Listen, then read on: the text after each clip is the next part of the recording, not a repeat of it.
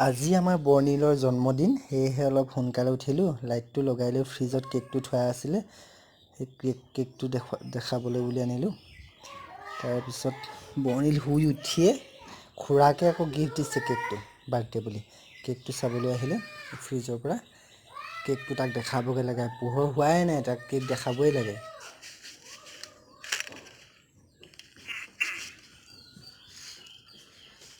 দেই দেখিছে, ৰাতিপুৱাৰ পৰা আমনি কৰি আছে বোলে, কেকটো দেখাব লাগে। সেয়া টেপ মাৰি থোৱা আছে, টেপটো এৰাই লৈ লাহেকৈ খুলিছোঁ, কিন্তু হেৰিয়ত অলপ ক্ৰীম লাগিলেই কভাৰটোত। এইয়া তাতে আকৌ মানে খুব চিম্পুল হয়, বেছি ষ্টাইলৰ নহয়। তাতে বৰ্ণিল বুলি নামটো লিখি থোৱা আছে।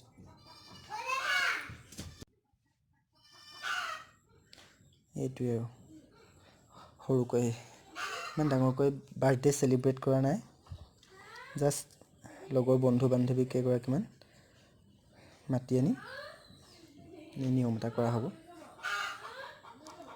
সকলোৱে আশীৰ্বাদ কৰিব যাতে আগুৱাই যায় আৰু এজন ভাল মানুহ হয়। ধন্যবাদ।